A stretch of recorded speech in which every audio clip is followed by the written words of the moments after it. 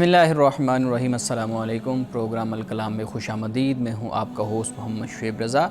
ناظرین کرام، یہ پروگرام جو سٹی نیوز نیٹ ورک اور ادارہ فکر جدید کے اشتراک سے شروع کیا گیا، اس کے پہلے حصہ میں ہم قرآن کریم کی کچھ آیات کو سمجھنے کی کوشش کرتے ہیں اور دوسرے حصہ میں اپنے عہد کے نمائندہ سیاسی، سماجی، مذہبی موضوعات پر پیدا ہونے والے سوالات کے جوابات ایک نئے نقطہ نظر سے جاننے کی کوشش کرتے ہیں۔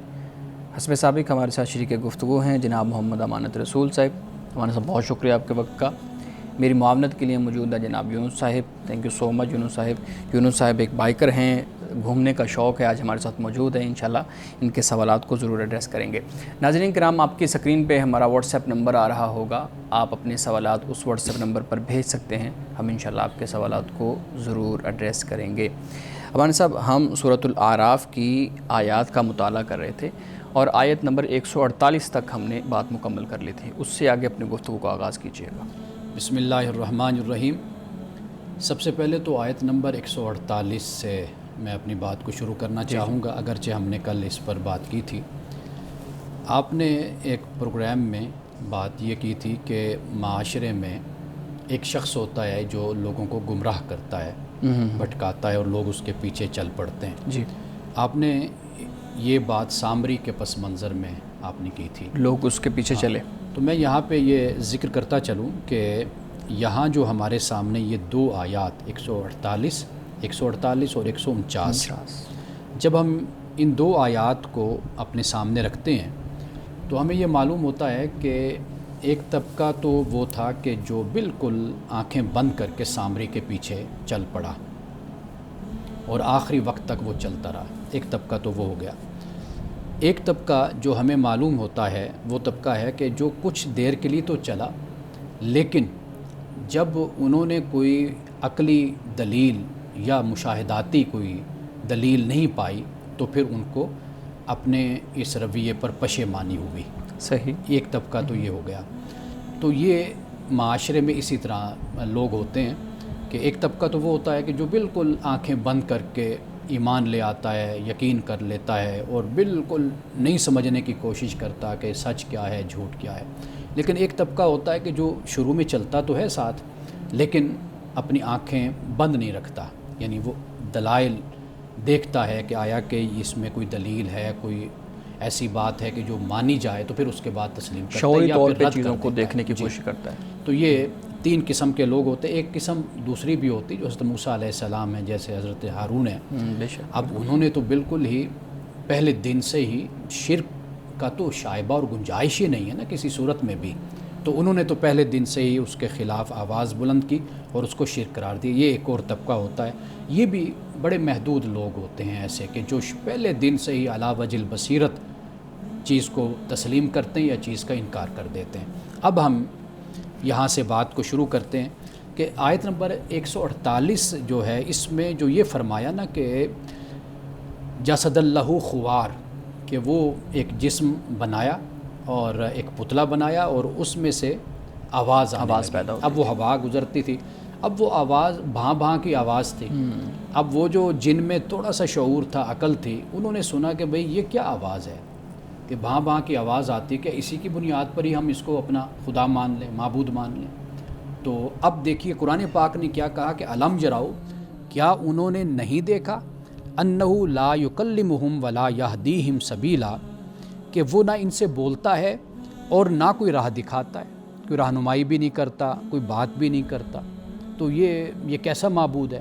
اب انہوں نے یہ دیکھا، یہ یعنی وہ طبقہ کہ جو کسی حد تک سمجھدار طبقہ ہے۔ اب اس کا ذکر آگے اللہ پاک فرماتا ہے وَلَمَّا سُقِطَ فِي أَيْدِيهِمْ، کہ جب ان کو شرمندگی ہوئی، پشیمانی ہوئی اور جب وہ پچھتائے۔ یہ جو عربی زبان میں سُقِطَ فِي أَيْدِيهِمْ ہے، یہ ایسی جیسے کوئی چیز آپ کے سامنے گر گئی، تو سامنے گرنے سے مراد یہ ہوتا ہے کہ آپ نے کوئی عمل کیا، کوئی کام ایسا کیا، کوئی فعل سر انجام دیا، تو اس کا نتیجہ ایک چیز آپ کے سامنے آ گئی، تو فوری طور پر یہ طبقہ اس نے پشیمانی کا اظہار کیا۔ وَرَأَوْا أَنَّهُمْ قَدْ ضَلُّوا، اور انہوں نے محسوس کیا کہ وہ گمراہی میں پڑ گئے۔ انہوں نے دیکھا، محسوس کیا، انہوں نے جان لیا کہ وہ تو گمراہی میں پڑ گئے، تو انہیں شرمندگی محسوس ہوئی۔ اب انہوں نے اللہ کی بارگاہ میں کہا، عرض کی، قالوا لئن لم يرحمنا ربنا ويغفر لنا لنكونن من الخاسرین، کہ اگر ہمارے رب نے ہم پر رحم نہ کیا اور ہمیں نہ بخشا تو ہم نقصان اٹھانے والوں میں سے ہو جائیں گے. صحیح. یعنی یہاں پہ اب یہ دیکھ لیجئے کہ نقصان اٹھانے والوں میں سے ان کو اس اپنی حرکت کے بعد کچھ اندازہ ہو گیا کہ بھئی غلطی ہوئی ہے, غلط کام کیا ہے, یہ عقیدہ اور یہ جو عمل سر انجام دی یہ بالکل غلط ہے. اس سے ان کو شرمندگی ہوئی. اب اس کے بعد پھر آگے حضرت موسیٰ علیہ السلام واپس لوٹے اور پھر لوٹنے کے بعد آگے اس کا بیان ہوتا ہے. صحیح. مولانا صاحب میں یہاں ایک چیز پوچھنا چاہوں گا. آپ نے بیان کیا کہ جو بچڑا تھا اس کے اندر سے آواز آتی تھی اور وہ ہوا کے گزرنے کی آواز تھی. مثال کے طور پہ ایک طرف سے ہوا داخل ہو رہی ہے, دوسری طرف سے نکل رہی ہے تو آواز آتی ہے. لیکن ہمارے ہاں ایک قضیہ اور ایک کہانی یہ بھی ہے کہ سامری نے جبریل علیہ السلام کے گھوڑے کی مٹی لی اور پھر اس کو اس بچڑے کے منہ میں رکھا اور پھر وہ بولنا شروع ہو گیا. یہ ہماری مختلف تفاسیر کے اندر یہ چیز ملتی ہے. آپ کی اس پہ کیا رائے ہے؟ دیکھیے یہ اتنا اہم مسئلہ ہے شریعت اسلامیہ میں, اللہ کے دین میں اتنا اہم مسئلہ ہے توحید کا, شرک کا. بے شک.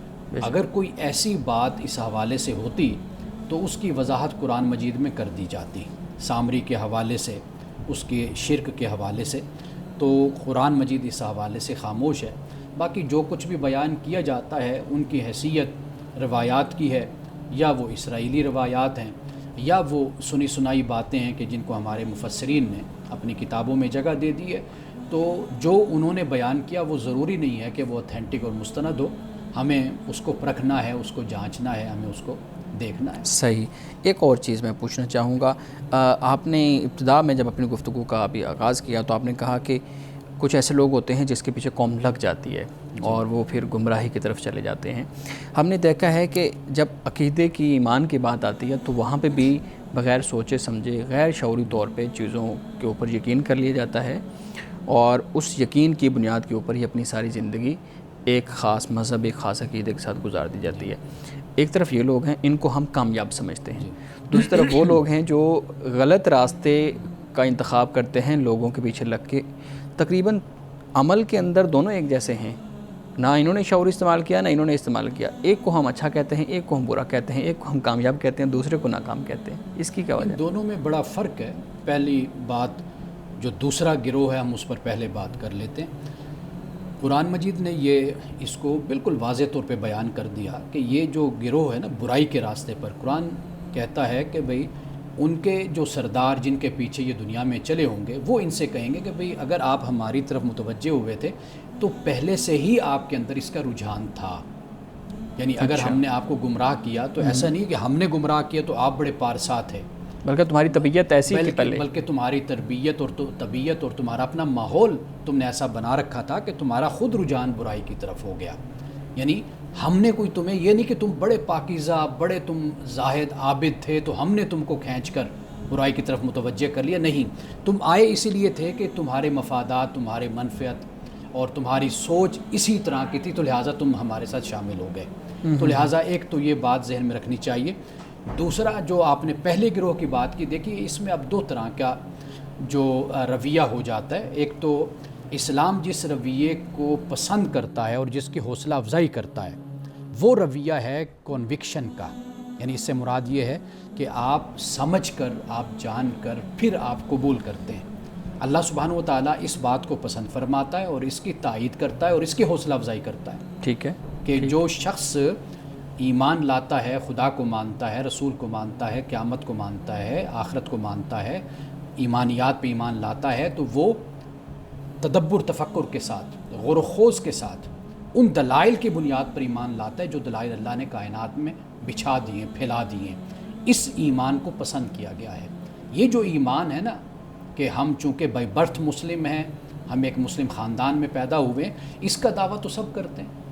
یعنی جس نے اپنی عقل کو استعمال نہیں کیا, اپنے شعور کو استعمال نہیں کیا, وہ ہندو معاشرے میں, ہندو خاندان میں پیدا ہو گیا تو وہ یہی کہتا ہے کہ میں ہی سچا ہوں. جو دوسرے خاندان میں پیدا ہو گیا مذہب کے, وہ یہ کہتا ہے کہ میں سچا ہوں. تو ہماری ان کے ساتھ کیا انفرادیت ہوگی؟ ہماری انفرادیت اس وقت قائم ہوگی کہ جب ہم جو قبول کریں وہ عقل اور دلیل کے ساتھ, پورے شعور کے ساتھ اس کو قبول کریں. اس لیے رسول اللہ صلی اللہ علیہ وسلم نے اسی کی تحسین فرمائی, شعوری ایمان کی, اور جنت میں درجہ بھی فرمایا کہ شعوری ایمان کی بنیاد پر ملے گا انسان کو عطا کیا جائے گا. صحیح. ناظرین اکرام، یہاں وقت ہوا چاہتا ہے ایک بریک کا، ہمارے ساتھ رہیے.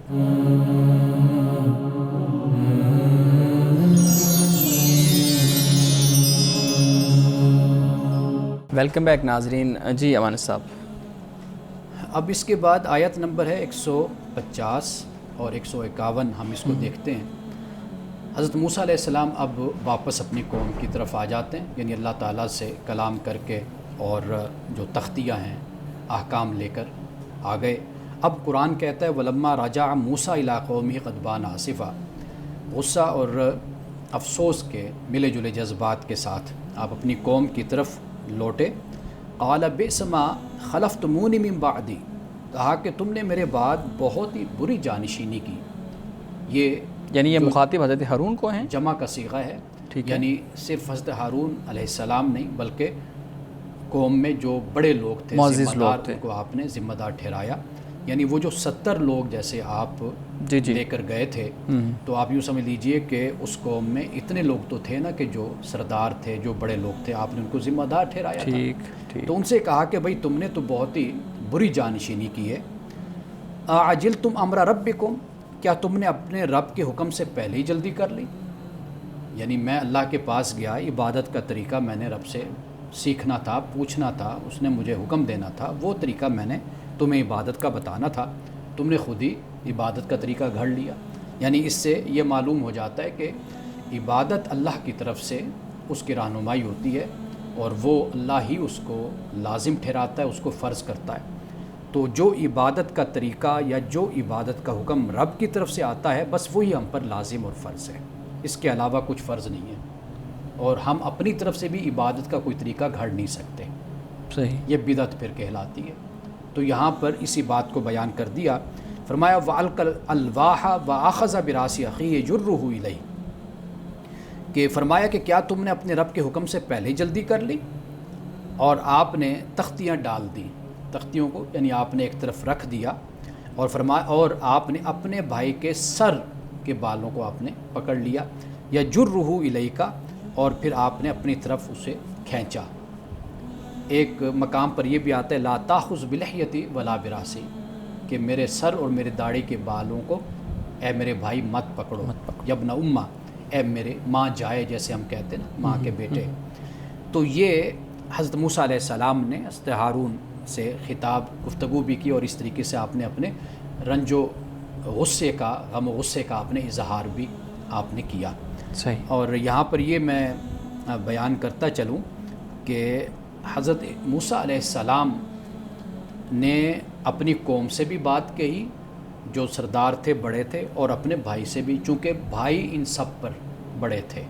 حضرت ہارون، یعنی واضح بات ہے کہ ان کے بعد یعنی وہی اللہ کے نبی اور رسول ہیں، تو ان کی ذمہ داری زیادہ عائد ہوتی تھی. لیکن افسوس یہ ہے کہ تورات نے جو سامری کا کردار ہے وہ حضرت ہارون کا بیان کیا ہے.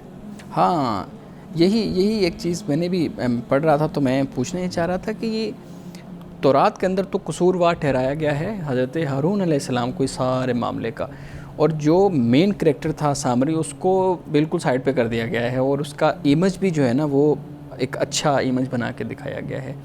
کیسے ممکن ہے؟ کیسے وہی ماننے والے اپنے ہی انبیاء کے بارے میں، اپنے ہی رسولوں کے بارے میں خاص طرح کا عقیدہ بنا رہے ہیں؟ دیکھیں، یہ غلطی ہوتی ہے ان لوگوں سے جو جمع کرنے والے ہیں، جمع کرنے والے، تورات کو جمع کرنے والے. تورات مختلف حادثات سے گزری ہے، پھر اس کو بعد میں حافظوں کی بنیاد پر بھی جمع کیا گیا ہے. اب آپ دیکھ لیجئے کہ قرآن مجید تو محفوظ ہے، اس کی حفاظت ہے، لیکن ابھی ہم بات کر رہے تھے کہ مفسرین نے کیا کچھ قصوں اور کہانیوں میں بیان کر دیا.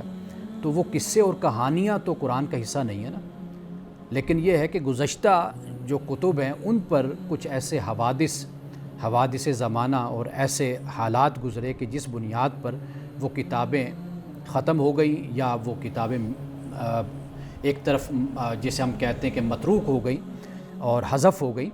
تو پھر جو لوگ حافظ تھے انہوں نے اپنے حافظے کی بنیاد پر پھر چیزوں کو اکٹھا کیا، تو اس میں پھر یہ اضافہ اور کمی بھی وہاں پر ہمیں نظر آتی ہے.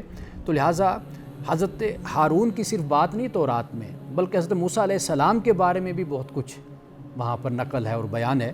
اسی طرح حضرت یعقوب علیہ السلام کے حوالے سے بھی، اور دیگر انبیاء.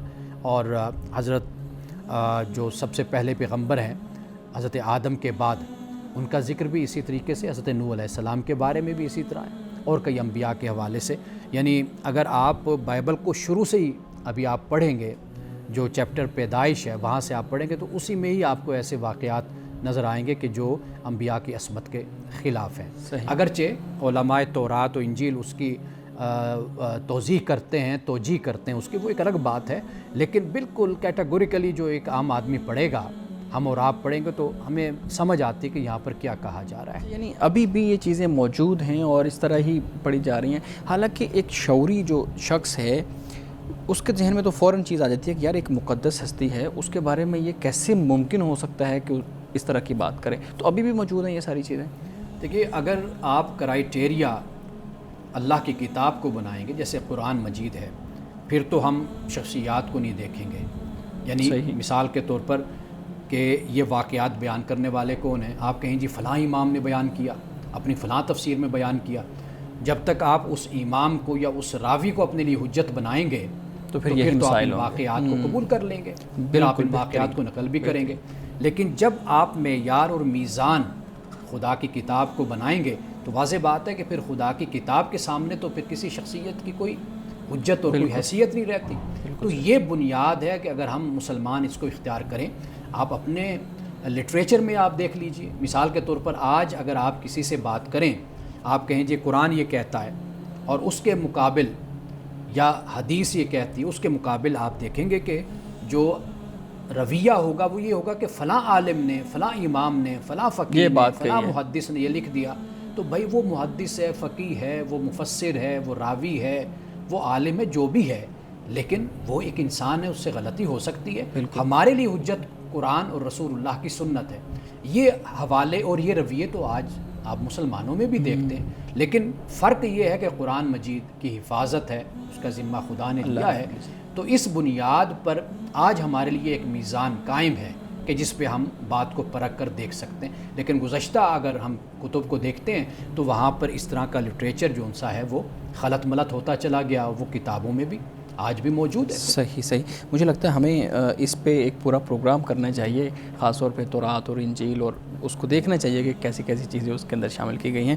اچھا مان صاحب، یہ بھی بتائیے گا مجھے کہ یہ جو ایک روایت بیان کی جاتی ہے کہ موسیٰ علیہ السلام نے حضرت ہارون کو غصے میں آ کے تھپڑ مارا اور آپ پہ غصہ ہوئے، اور اس طرح سے چیزیں بیان کی جاتی ہیں، ان کی بھی اسی طرح کی حقیقت ہے جیسے ابھی آپ بیان کر رہے ہیں کہ یہ خود شامل کی گئی ہیں؟ دیکھیے، اب یہاں پر جو قرآن مجید بیان کرتا ہے نا، اب وَأَخَذَ بِرَأْسِ أَخِيهِ، اپنے بھائی کے بالوں کو پکڑ لیا، يَجُرُّهُ إِلَيْهِ، اور پکڑ کر اپنی طرف کھینچا.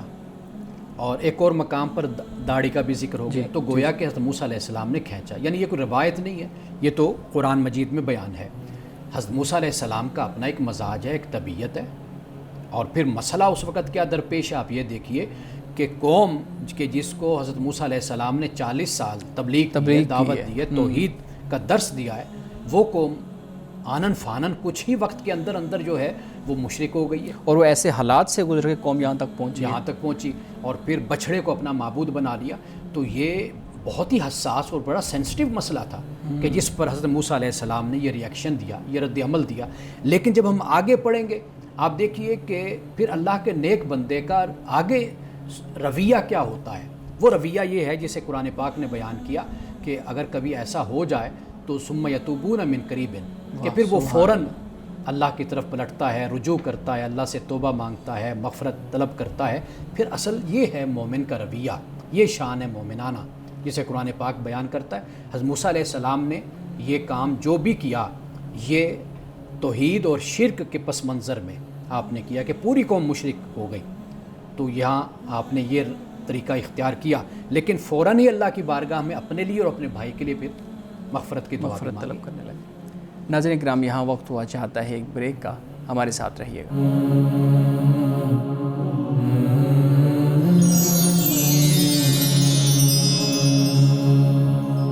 پروگرام میں ایک دفعہ پھر خوش آمدید. امان صاحب، ہمارے ناظرین کے کچھ سوالات بھی ہوتے ہیں، ہم آپ کے سامنے رکھتے ہیں. پہلا سوال ہے، پوچھتے ہیں اللہ رب العزت رزاق ہے، تمام مخلوقات کو رزق دینے والا ہے، چاہے انسان ہو یا کوئی جاندار، تو پھر ہم دیکھتے ہیں کہ جو انسان اور جاندار بھوک کی وجہ سے مر جاتے ہیں، اللہ رب العزت انہیں رزق کیوں نہیں دیتا؟ اللہ سبحانہ و تعالیٰ رزاق ہے، اس میں کوئی شک نہیں ہے۔ اللہ سبحانہ و تعالیٰ عطا کرنے والا ہے، اللہ کی ان صفات میں کوئی شک نہیں ہے۔ لیکن یہ بات یاد رکھنی چاہیے کہ اللہ سبحانہ و تعالیٰ صرف رزاق نہیں ہے، وہ حکیم بھی ہے، حکمت والا بھی ہے، اور وہ صرف رزاق نہیں ہے، وہ علیم بھی ہے۔ اس نے اس کائنات کو بنایا اور پورا ایک سسٹم اس نے تخلیق کیا ہے۔ قرآن مجید نے اس بات کو بیان کیا ہے کہ رزق اللہ نے اس کائنات میں جو مخلوق پیدا کی، اس کے رزق کو اللہ نے یہاں پر پیدا کیا۔ ٹھیک ہے۔ اور انسان کو اللہ سبحانہ و تعالیٰ نے اس رزق کی تقسیم کا پورا ایک طریقہ سمجھایا۔ وہ عدل پر مبنی ہونا چاہیے، وہ انصاف پر مبنی ہونا چاہیے، وہ ایثار پر مبنی ہونا چاہیے، وہ قربانی پر مبنی ہونا چاہیے، وہ اس بات پر مبنی ہونا چاہیے کہ فقط انسان اپنے نفس کا غلام بن کر نہ رہے۔ اللہ نے 1,24,000 کم و بیش پیغمبر بھیجے، اس میں یہ ہدایت انسان کو اللہ نے مہیا کی، دستیاب کی، اور پھر اس کے ساتھ اللہ نے جو انسان کو عقل دی، انسان کو شعور دیا، خیر و شر کا شعور دیا، یہ شعور بھی اسی بنیاد پر ہے کہ انسان کسی کے ساتھ ظلم نہ کرے۔ تو رزق کا مطلب یہ نہیں ہے کہ خدا کوئی درخت سے یا آسمان سے پھینک کر رزق انسان کی گود میں ڈال دیتا ہے، بلکہ رزق دینے سے مراد یہ کہ اللہ نے اس کائنات میں رزق کے سارے وسائل اور سارے جسے ہم کہتے ہیں کہ اللہ نے ذخائر اور ریسورسز سارے اللہ نے اس دنیا میں پیدا کر دیے۔ اب اس کی جو تقسیم ہے وہ انسان کے سپرد ہے۔ انسان کو اللہ نے ارادہ اور اختیار کے ساتھ پیدا کیا ہے، تو لہٰذا پھر یہ ذمہ داری انسانوں کی بن جاتی ہے کہ وہ دوسرے انسانوں کے ساتھ ظلم اور زیادتی نہ کرے۔ جو خدا کی زمین ہے، خدا کا دیا ہوا رزق ہے، وہ منصفانہ تقسیم کے ساتھ لے کر ساری مخلوق کو سے فیضیاب ہونے کے مواقع مہیا کرے۔ ٹھیک، یعنی ایک جی اب آپ نے بتایا کہ تقسیم بے شک اللہ کی طرف سے ہے، لیکن ہم انسان بھی تو اس میں کچھ کردار ادا کرتے ہیں، جیسے کہ بہت ساری ایسی مخلوقات ہیں جن کا دار و مدار درختوں کے اوپر ہے، اور یا پھر ایک ویران سا جنگل ہوتا تھا۔ آپ لاہور کو ہی دیکھ لیں، کافی جگہ کھلی آباد تھی، اب تو بہت زیادہ پھیلتا جا رہا ہے۔ تو ایسی بہت ساری مخلوقات تھیں، بہت سارے پرندے تھے جن کی آپ جو موجود تھے، اور اب آج کے وقت میں وہ بالکل موجود باقی نہیں ہے۔ بالکل، اور ایسے بھی لوگوں کو معلوم ہے کہ یہاں پہ درخت ہے اور اس کے اوپر ایک گھر بنا ہوا ہے، کوئی پرندہ رہ رہا ہے، اگر ہم اس کو گرائیں گے تو اس کی نسل ختم ہو جائے گی۔ تو یہ بھی ظلم ہو رہا ہے، اس کے بارے میں اگر آپ کچھ۔ اس کے لیے بنیادی بات جو ہے نا، وہ انسانوں کو شعور اس کا ہو۔ ہمارے ہاں جو بات آپ کہہ رہے ہیں، اگر آپ تھوڑا سا باہر نکلیں دیکھیں تو آپ جانیں گے کہ اکثریت کو ان باتوں کا شعور نہیں ہے۔ بالکل۔ اب یورپ کے جس نے انڈسٹریل ٹائم کی بنیاد رکھی، پھر اس کے بعد آج کا دور، آپ دیکھیے کہ وہ بھی اب اس طرف پلٹ رہا ہے، یورپ بھی، کہ تاکہ گرینری ہو، فارم ہاؤسز بنائے جائیں، اس طرح کا ماحول کیا جائے کہ جس میں جو یہ چرند پرند ہیں یا اللہ کی دیگر مخلوق ہے، یہ واپس پلٹے۔ ہمیں اس بات کا شعور دیا جائے تو پھر یہ معاملات حل ہو سکتے ہیں۔ باقی آپ دیکھیے قرآن مجید جب ہم پڑھتے ہیں، اللہ نے جو جنت کا تصور دیا ہے، وہ ایسا تصور ہے، وہ کوئی ٹیکنالوجی کا تصور نہیں ہے، کوئی سائنس کا تصور نہیں ہے، کوئی جہازوں کا تصور نہیں ہے، وہ سارا تصور گرینری کا تصور ہے، جنگلات کا تصور ہے، وہ سارا تصور قدرتی اشیاء پر مبنی، قدرتی نعمتوں پر مبنی تصور ہے۔ تو لہٰذا قرآن مجید بھی اسی چیز کو ہی سپورٹ کرتا ہے اور اسی کی حوصلہ افزائی کرتا ہے، اور یہ وہ چیزیں میں ہمیشہ کہا کرتا ہوں کہ یہ وہ چیزیں ہیں کہ جو پرماننٹ ہیں، ہمیشہ کے لیے ہیں۔ یہ جو کچھ ہم استعمال کر رہے ہیں یہ عارضی چیزیں ہیں، یعنی پھل ہیں، پھول ہیں، سبزیاں ہیں، یہ سب کچھ یہ مستقل چیزیں ہیں، یہ ہمیشہ چلنی ہیں۔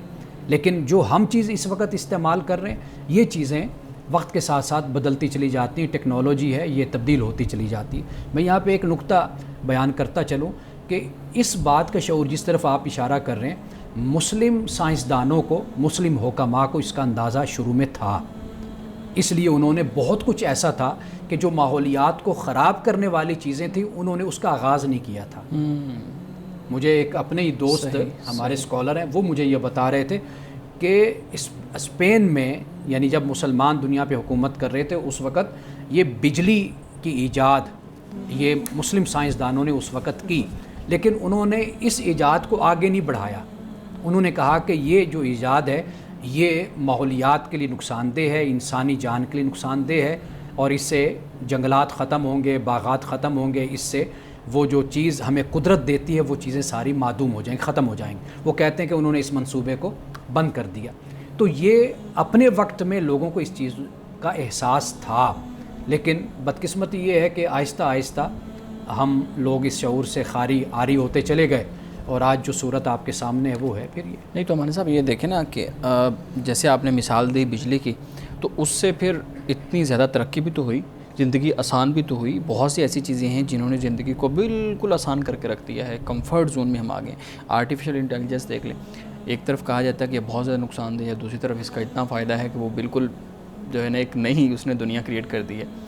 تو اگر ہم صرف ایک طرف اس کی نظر رکھیں، ایک طرف دیکھیں کہ یہ نقصان دہ ہے تو اس لیے اس کا استعمال نہیں کرنا، تو اس طرح تو پھر ہم وہی پتھر والے دور میں اور وہی اس پرانے دور میں رہ جائیں گے، یا ہماری جو کمفرٹ زون ابھی جو ہمیں ملا ہوا ہے یہ تو ختم ہو جائے گا۔ دیکھیے جو ایجاد آتی ہے نا دنیا میں، اس کے فوائد بھی ہوتے ہیں اور نقصانات بھی ہوتے ہیں۔ اصل جو بات ہے ہم اس کے اس پہلو پر نہیں بات کر رہے کہ اس کو آپ بالکل ختم کر دیتے ہیں، اس پہ بات ہو رہی ہے کہ جو آپ کھو رہے ہیں اس پر آپ توجہ کریں اور اس پر آپ پالیسی بنائیں کہ جو آپ اپنے ہاتھ سے دے رہے ہیں اس کے بدلے میں وہ آپ نہ دیں، جس کی طرف یونس صاحب نے اشارہ کیا کہ جیسے باغات ہیں، جیسے چرند پرند ہیں کہ ہم آبادی بڑھاتے چلے گئے، اور کل ایک پروگرام ٹیلی ویژن پر میں نے آبادی پر بھی کیا، تو میں نے اس میں یہ بتایا کہ یہ کوئی خدا کا حکم نہیں ہے ہم پر کہ ہر صورت میں ہم نے آبادی کو بڑھانا ہے۔ ہم اپنے حالات اور ماحول کے مطابق آبادی کو کنٹرول بھی کر سکتے ہیں۔ ایک حوالہ بھی نہ قرآن سے ملتا ہے نہ ہمیں حدیث سے ملتا ہے کہ جس پر اللہ نے یا اللہ کے رسول نے کہا ہو کہ بھئی آبادی کو کنٹرول کرنا، خاندانی منصوبہ بندی کرنا یہ غلط ہے یا ناجائز ہے، کہیں پر بھی اس کا ذکر نہیں ہے۔ تو لہٰذا یہ وہ اقدامات ہیں جو انسانی عقل پر ہیں اور انسانی مفاد پر ہیں، آپ اس کے مطابق پالیسی بنائیں اور اس کے مطابق چلیں۔ صحیح۔ آپ کچھ سوال کرنا چاہ رہے ہیں؟ جی جی۔ جیسے کہ چائنا کے اندر میں ان کی کچھ تصاویر دیکھ رہا تھا، ویڈیوز، انہوں نے اپنی نیچر کو محفوظ کرنے کے لیے، کچھ جنگلات کو اور فصلوں کو محفوظ کرنے کے لیے اوپر برجز بنائے، کافی کچھ۔ ہمارے یہاں پہ اگر آج سے 10 یا 15 سال پیچھے جائیں، کسی بھی علاقے میں جاتے تھے تو ہمیں کافی درختوں کا ایک ہجوم نظر آتا تھا، اور وہ درختوں کے بینیفٹس یہ ہوتے تھے، کبھی خدا نہ خواستہ کا ایکسیڈنٹ ہوتا ہے تو، یا کبھی کوئی سیلاب آتا تھا، کچھ بھی، تو وہ کافی حد تک اس کو روک لیتے تھے۔ آج کے دور کے اندر جیسے کہ حکومت میں محکمہ جنگلات کو بولا ہوا ہے کہ اس پہ کافی کنٹرول کیا جائے درختوں کو کاٹنے پہ، لیکن لوگ کیا کہتے ہیں آج کے دور کے اندر، اس کے مڈ کے اندر کچھ چھوٹا سا آگ لگا دیتے ہیں درختوں کے سینٹر میں، وہ آہستہ آہستہ خود بخود ختم ہو جاتا ہے۔ میں یہاں پہ آپ سے ایک سوال ہے، کیا درختوں کے اندر لائف ہوتی ہے؟ کیا ان کی زندگی ہوتی ہے؟ اور اگر واقعی ان کی لائف ہوتی ہے تو وہ اس طرح سے ان کو کاٹنا کہ مطلب ان کو آگ لگا دیا، وہ بچایا آٹومیٹکلی ختم ہوتا ہے اور وہ خود بخود نیچے گر جاتا ہے، اور پھر لوگ اس کو استعمال کر لیتے ہیں۔ قرآن مجید نے یہ بیان کیا ہے کہ اللہ سبحانہ و تعالیٰ نے انسان کے لیے مسخر کیا ہے جو کچھ آسمانوں میں اور جو کچھ زمین میں ہے۔ مسخر سے مراد یہ ہے کہ انسان اسے اپنی ضرورت کے لیے استعمال کر سکتا ہے۔ یعنی پہلے زمانوں میں آپ کو معلوم ہے کہ لکڑی جلانے کے کام آتی تھی، استعمال کرتے تھے، لوگ کھانا پکاتے تھے تو آگ سیکتے تھے۔ تو یہ انسان بنیادی طور پر اللہ نے بیان کیا کہ اس ساری کائنات کو اللہ نے انسان کے لیے بنایا، اور انسان کو اللہ کہتا ہے کہ میں نے اپنے لیے بنایا۔ تو لہٰذا ضرورت کے تحت ایک چیز کا استعمال تو ہو سکتا ہے، لیکن جو یہ ایک ظالمانہ رویہ ہوتا ہے نا کہ جدھر گئے تو تباہ و برباد کر دیا۔ قرآن پاک کہتا ہے وَإِذَا تَوَلَّىٰ سَعَىٰ فِي الْأَرْضِ يُهْلِكُ الْحَرْثَ وَالنَّسْلَ اللَّهُ لَا يُحِبُّ الْفَسَادَ، کہ جب یعنی ایک قوم یا ایک شخص کی سائیکی کو، رویے کو قرآن پاک بیان کرتا ہے کہ جب ان کے پاس اقتدار، حکومت یا کنٹرول ان کے پاس آتا ہے، ایک تو یہ کھیتوں کو، فصلوں کو تباہ و برباد کر دیتے ہیں، اور دوسرے نسل کو برباد کر دیتے ہیں، ہلاک کر دیتے ہیں۔ فرمایا کہ اللہ تعالیٰ فساد کو پسند نہیں کرتا۔ یہ بنیادی چیز ہے، اس تصور کو ذہن میں رکھنا چاہیے۔ ایک ہے کہ آپ کی ضرورت، آپ اسے استعمال کریں۔ رسول اللہ صلی اللہ علیہ وسلم کے ایک نہیں بہت سی احادیث ہمیں ایسے ملتی ہے کہ رسول اللہ نے فرمایا کہ اپنے پیٹوں کو جانوروں کا قبرستان مت بناؤ ان کے گوشت کا، یعنی خام خواہ اتنا کھانا جانوروں کو ذبح کرنا کہ جس سے ایک درندگی کی بو آئے، ایک ایسا رویہ نظر آئے کہ یار یہ تو بالکل ہی ایسا ہے کہ بے حس قسم کا انسان ہے، یعنی ضرورت بھی نہیں ہے اور کوئی بھوک بھی نہیں ہے، پھر بھی یہ انسانوں کو جانوروں کو ماری جا رہا ہے اور ان کو کھائی جا رہا ہے، پکائی جا رہا ہے۔ تو یہ جو ہمارے ہاں ایک رویہ ہے نا کہ بڑی بڑی دعوتیں اور ان میں جانوروں کا گوشت اور مختلف قسم کا، یہ کوئی پسندیدہ چیز نہیں ہے، اس کی حوصلہ افزائی نہیں کی گئی ضرورت کے مطابق۔ تو اس لیے جو آپ بات کہہ رہے ہیں اس میں ضرورت اپنی جگہ پر ہے، ایک ہے کہ یہ رویہ اختیار کر لینا کہ آپ بالکل آپ اس کی بات کر رہے ہیں۔ میں آپ کو ایک چھوٹی سی مثال دیتا ہوں، شاید بات میری لمبی ہو رہی ہو، کہ میں دیکھ رہا تھا ایک ویڈیو، اب جب لوگ کھدائی کر رہے ہیں مثال کے طور پر مزدور، اب وہاں پر آپ کو آثار قدیمہ کے بہت سے وہاں پر نشانیاں آپ کو ملتی ہیں۔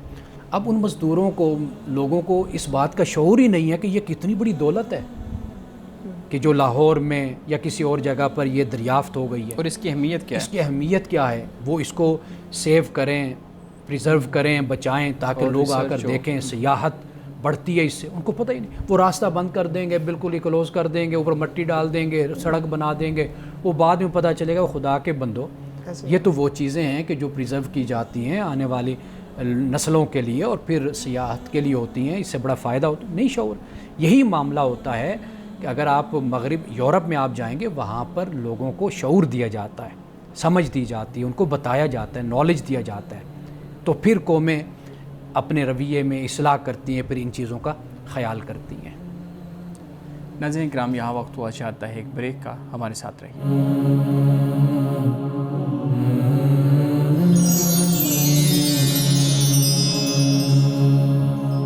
پروگرام میں ایک دفعہ پھر خوش آمدید۔ جی یونس صاحب، آپ سوال کریں تھے۔ اچھا سر، میرا ایک سوال یہ ہے کہ کچھ لوگ یہاں لاہور سے یا کافی علاقوں سے میدان پہاڑوں میں جاتے ہیں، اسلام ہمیں کیا درس دیتا ہے جس کے ہم کسی بھی ایریا میں جائیں اور وہاں پہ جا کے اپنا ایک ہوتا ہے کہ ہماری ایک ٹون ہوتی ہے جس میں ہم ہر الفاظ کے پیچھے ایک گالی نکالتے ہیں، اور وہاں کے جو مقامی لوگ ہوتے ہیں وہ بیچارے بہت معصوم ہوتے ہیں، وہ پھر بھی آگے سے ایک بالکل ہی پیار سا اور ایک اچھا سا رویہ دکھا رہے ہوتے ہیں، ہم وہ لوگ پھر بھی ایک اگینسٹ ان کی بات کے مطلب نکالتے جاتے ہیں یا ان سے مذاق کرتے ہیں۔ اسلام ہمیں کیا بتاتا ہے کہ کس طرح کسی نئے جگہ پہ جائیں اور کیا الفاظ ہونے چاہیے، کیا طریقہ ہونا چاہیے، کس طرح بات کریں، اس کے بارے میں کائنڈلی پلیز بتائیے۔ اچھا، اب جہاں پہ انسان جاتا ہے اسے آپ دو حصوں میں تقسیم کر لیں۔ ایک تو آپ نے جس طرف اشارہ کیا، ایک وہ کہ جو بالکل نئی تہذیب ہے، نیا ماحول ہے، وہاں پر نیا قانون ہے، ان کی اپنی ریاست ہے، یہ دو جگہیں جدا جدا ہو جاتی ہیں۔ دونوں کے لیے لازم ہے کہ جو بنیادی خوبی انسان کے کردار کی ہوتی ہے، جو بنیاد ہے اصل میں انسان کی شخصیت کی، وہ تو دونوں جگہ لازم اور ضروری ہیں۔ وہ یہی ہوتا ہے کہ آپ اپنی شخصیت کو کس طرح پروان چڑھاتے ہیں۔ آپ جب کسی سے بات کریں گے تو آپ احترام سے بات کرتے ہیں، آپ اگر بات کرتے ہیں تو اس میں تکبر، آپ کے رویے میں، آپ کی چال چلن میں، اٹھنے بیٹھنے میں، گفتگو میں تکبر نہ ہو۔ یہ چند خوبیاں ہیں کہ جو دونوں جگہوں پر انسان کے اندر ہونی چاہیے۔ ایک تو یہ بات ہے۔ اب آپ جو بات کر رہے ہیں کہ جو لوگ پہاڑوں پہ رہتے ہیں یا دیہاتوں میں رہتے ہیں، جب وہاں پر جانا ہوتا ہے تو آپ یہاں پہ دیکھیے کہ وہ اتنے تعلیم یافتہ نہیں ہیں لیکن وہ مہذب ہیں۔ بالکل، تو گویا کہ ہم ان کے پاس مہذب، ڈگری نہیں ہے لیکن ڈگری وہ نہیں مہذب ہے لیکن مہذب ہیں۔ ہم تعلیم یافتہ ہیں لیکن ہم مہذب نہیں ہیں۔ ہم متمدن تو ہو سکتے ہیں، یعنی ہم نے 3 پیس سوٹ پہن لیا، ہم اچھی گاڑی ہم نے رکھ لی، ہم نے اپنے آپ کو شیو شوف کر کے اپنے آپ کو سنوار سور کے ہم نے اپنے آپ کو دکھا دیا کہ میں بڑا تعلیم یافتہ ہوں، لیکن ہم متمدن ہو سکتے ہیں لیکن ہم مہذب نہیں ہیں۔ تو لہٰذا اسلام ہمیں تہذیب کی تعلیم دیتا ہے۔ تمدن تو تبدیل ہوتے رہتے ہیں، کسی دور میں لوگ تہبند باندھتے تھے، کبھی شلوار پہن لیتے ہیں، قمیص شلوار پہنتے ہیں، کبھی کوئی سواری استعمال کر لیتے ہیں، یہ تو تمدن سے اس کا تعلق ہوتا ہے۔ اسلام کی تعلیم ہے کہ آپ مہذب بنیں، ایک تو یہ بات ہے۔ باقی لوگ یہ بھی سوال کرتے ہیں، ہم کسی تہذیب میں جاتے ہیں، کسی ملک میں جاتے ہیں تو وہاں پر ہمارا رویہ کیا ہونا چاہیے۔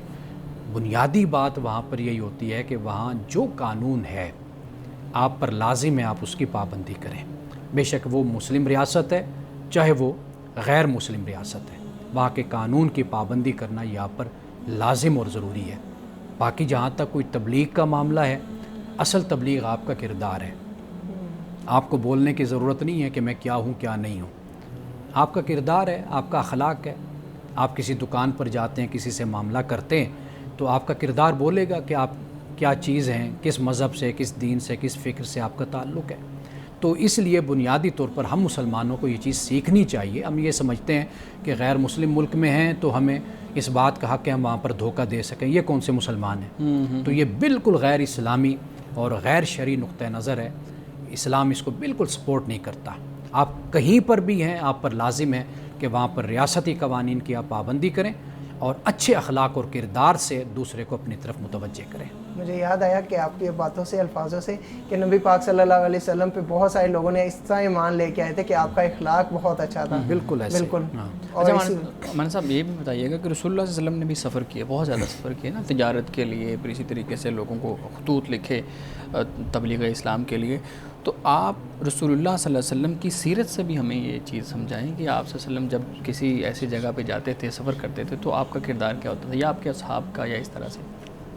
رسول اللہ صلی اللہ علیہ وسلم نے زیادہ تو سفر نہیں کیا آپ نے، اور جو آپ نے خطوط لکھے وہ بحیثیت رسول کے آپ نے خطوط لکھے، اور وہ خطوط بھی آپ نے مدینہ کے زمانے میں یعنی آخری زمانے میں آپ نے خطوط لکھے، تو وہ اتمام حجت تھی، یعنی آپ نے ان تک اللہ کے پیغام کو پہنچایا کہ میں اللہ کا رسول ہوں اور یہ میرا فریضہ ذمہ داری ہے کہ میں تمہیں آگاہ کر دوں اللہ کے دین سے اور اللہ کے اس آخری پیغام سے۔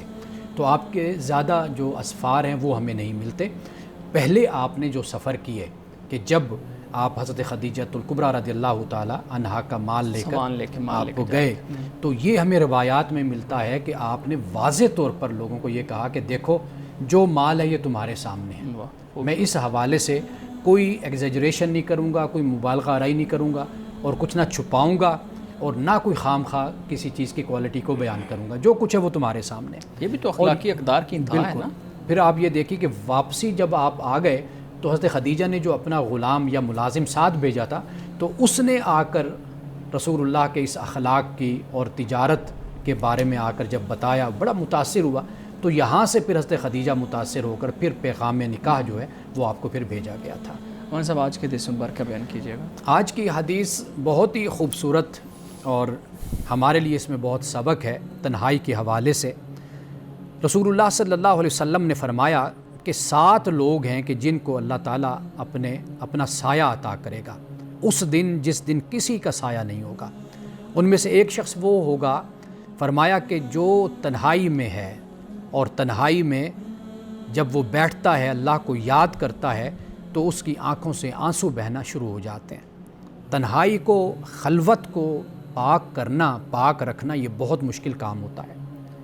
دوسروں کے سامنے انسان شرم بھی کرتا ہے، ہچکچاتا بھی ہے، لیکن تنہائی میں کوئی اس کو دیکھ نہیں رہا ہوتا تو وہ بڑے سے بڑا غلط اور بڑے سے بڑا گناہ بھی کر ڈالتا ہے۔ لیکن رسول اللہ نے فرمایا کہ جو اپنی تنہائی کو پاک اور صاف رکھتا ہے اور تنہائی میں اللہ کو یاد کر کے روتا ہے، تو فرمایا کل قیامت کے دن اللہ تعالیٰ اس کو اپنے تخت کا سایہ اس کو عطا کرے گا۔ ناظرین کرام، اس دعا کے ساتھ اپنے پروگرام کا اختتام کریں گے۔ اللہ رب العزت حسن کلام اور تاثیر کلام عطا فرمائے، ہماری زبان کی گروں کو کھول دے اور سننے والوں تک خیر کا پیغام پہنچے۔ اجازت دیجیے، خدا حافظ۔